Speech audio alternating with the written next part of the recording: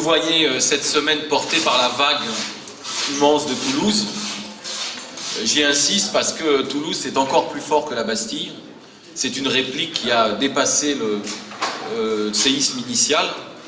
70 000 personnes dans cette ville, c'est des chiffres jamais vus. Rapportés à la population, c'est une proportion tout à fait spectaculaire.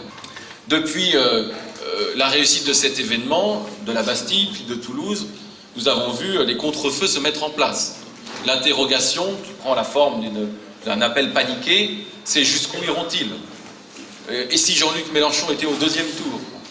Et cette tonalité paniquée donne lieu à un tir de barrage nourri, porté essentiellement par les grands médias de ce pays, et dont le signal a été donné par Madame Parisot il y a quelques jours. Il n'a pas fallu longtemps entre l'appel lancé par Madame Parisot et la mise en mouvement des élitocrates qui, à tour de rôle, nous prennent pour cible. Et on voit ce spectacle assez stupéfiant de Jean-Luc Mélenchon au cœur de tous les commentaires de la campagne, avec des argumentaires qui tournent en boucle, avec cette capacité unique qu'a le MEDEF dans notre pays de faire la ligne quasiment éditoriale de la presse, même de remplacer les rubriques économiques. Observez comment l'Institut du MEDEF, l'Institut de l'entreprise, est devenu aujourd'hui le chiffreur officiel du programme du Front de gauche, que les médias le répètent d'un jour sur l'autre. On assiste par exemple au Nouvel Observateur, au Canard enchaîné, qui recopie le Figaro, spectacle assez étonnant, mais en réalité l'un comme l'autre ont la même source, qui est l'Institut de l'entreprise et ces chiffrages censés déconsidérer le programme du Front de gauche. On voit circuler des passerelles vraiment curieuses, des argumentaires qui passent d'une rédaction à une autre et qu'on retrouve quasiment identiques dans les différents journaux, dont les origines sont parfois assez lamentables, je dois le dire. Si l'on faisait une dégustation à l'aveugle de ces quelques perles, on aurait du mal à reconnaître d'où elles proviennent. Quand on lit par exemple que Jean-Luc Mélenchon est un candidat du système nourri au fromage de tous les mandats et au gâteau du carriérisme politicard, on pourrait penser que c'est un éditorial du journal Minute.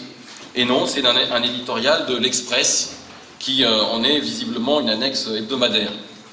Et l'on retrouve comme ça, et regardez-le, faites-y attention, les argumentaires du Front National dans l'ensemble quasiment des grands organes traditionnellement influencés par la droite ou par les sociodémocrates. Quand je lis par exemple sous la plume de Jacques Julliard des analogies pour parler de notre candidat et des rassemblements de masse que nous avons réussi entre le nazisme et le stalinisme, nous sommes typiquement dans le travail qui a été celui de l'extrême droite dans notre pays, éditorial de Jacques Julliard dans Marianne. Quand je lis sous la plume de Raffi dans le Nouvel Obs que Jean-Luc Mélenchon est l'idiot utile du système, c'est un argument repris, recopié tel quel des argumentaires du Front National. Et l'on voit, d'un certain point de vue, un spectacle désolant qui est le sentiment que Marine Le Pen leur manque.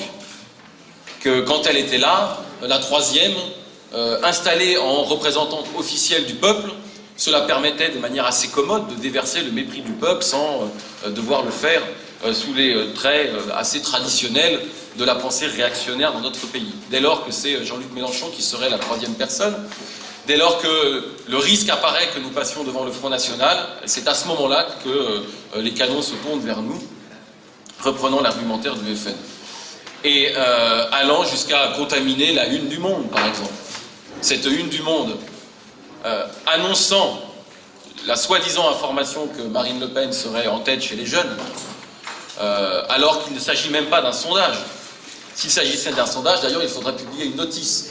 On saurait combien de jeunes ont été interrogés. Ce n'est même pas le cas. C'est un soi-disant recollement d'enquêtes d'opinion dont certaines datent d'il y a un mois, de 3 enquêtes d'opinion de l'Institut CSA. Quand vous regardez les notices des 3 enquêtes d'opinion, vous ne savez pas combien de jeunes de 18 à 24 ans sont interrogés. Si on suppose que, ce qui n'est absolument pas certain, qu'il y a 10% de l'échantillon qui était composé de jeunes de 18 à 24 ans, puisque c'est la proportion qu'ils représentent dans la population française, ça voudrait dire que cette soi-disant information est le résultat d'un sondage réalisé en 3 fois, à 3 dates différentes, sur 300 personnes. 300 personnes en tout et pour tout.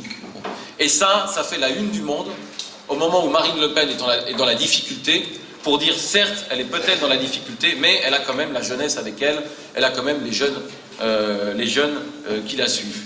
Donc on assiste vraiment à des choses qui sont des viols, y compris de l'éthique journalistique la plus élémentaire.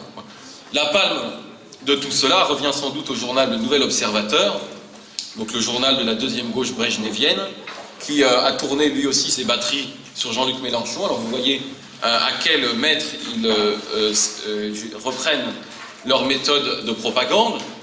Donc le visage de Jean-Luc Mélenchon a été transformé, les yeux ont été bridés et la peau a été foncée, pour en faire sans doute le croisement d'un singe et d'un chinois. Si vous cherchez une photo où il serait un peu plus conforme à ce qu'il est à l'intérieur du journal, vous pouvez la chercher en vain, il n'y en a pas.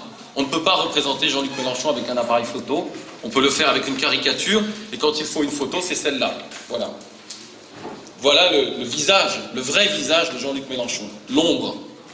L'ombre, peut-être, nous avons ici des représentations, il faudrait chercher dans l'iconographie.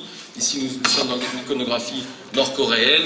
Là, ce sera peut-être des représentations du diable dans des tableaux médiévaux, je ne sais pas, mes connaissances en la matière ne me permettent pas de le dire. Par contre, je sais lire un journal, je sais lire un document de propagande, je sais voir qu'à telle page, on nous explique que face à Sarkozy, il ne faut surtout pas suivre Mélenchon. La preuve,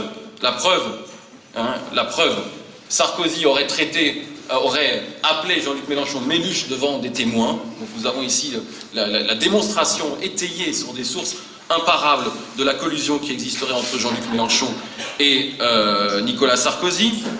Et cela permet à l'évidence aux journalistes, M. Algalarondo, de conclure sur une base aussi solide et aussi argumentée. Jean-Luc Mélenchon, entre les deux tours, appellera à battre Sarkozy, mais en réalité, il s'en fout. Voilà la conclusion de cet article. Donc si l'on veut vraiment lutter contre la droite, il faut voter rose. Une page plus loin, un chroniqueur, oui, un chroniqueur, puisque c'est une chronique du Nouvel Observateur, M. Daniel Cohn-Bendit, lui aussi un chroniqueur indépendant et pétri d'éthique journalistique, vous explique que pour lutter contre Sarkozy, il faut voter vert. Et le pompon, deux pages plus loin, c'est quand on donne la parole à M. Onfray pour qu'il explique que face à Nicolas Sarkozy, il faut mieux voter blanc. Voilà, tout sauf voter Jean-Luc Mélenchon. C'est un numéro absolument incroyable de propagande qui s'est tourné face à nous. Notre conviction, je vous le dis clairement, c'est que ces attaques produiront les mêmes résultats que celles qu'elles ont produites en 2005. Ce qui s'exprime dans ces attaques, c'est un mépris du peuple que le peuple ressent en pleine figure. Et quand il entend, par exemple, puisque celui-là, ce serait dommage de l'oublier, M. Legrand sur France Inter, expliquer que l'électeur de gauche sait qu'il finira par voter pour une forme de rigueur, sinistre, mais nécessaire. Alors, pour supporter cette réalité, il se fait un petit shoot de Louise Michel et de Cri du Peuple avec Jean-Luc Mélenchon. Quand l'électeur se voit décrit comme un drogué, comme un adepte, halluciné par le gourou, la rockstar, il paraît qu'on s'évanouit dans nos meetings. Tous ceux qui ont assisté à des meetings, je ne parle pas de Mme Lapix, qui croit encore qu'il y a seulement M. Mélenchon qui parle, mais tous ceux qui y ont assisté et qui ne se contentent pas de répéter les bêtises qui sont écrites à ce sujet savent que parfois on y est très tassé et que c'est l'explication des éventuels malaises qui s'y produisent, en pas si grand nombre que cela. Mais vous voyez à travers ça un mépris du peuple qui s'exprime et qui toujours produit la même réaction, la colère, le mécontentement et la conscience aiguë que puisque tout est fait pour empêcher la dynamique que nous sommes en train de produire, que tant de personnes installées, que tant de gens souhaitent voir partir le plus tôt possible parce qu'ils ont fait tant de mal à notre pays, se sont ligués contre nous, que ce sont des arguments supplémentaires pour apporter leur soutien à notre campagne.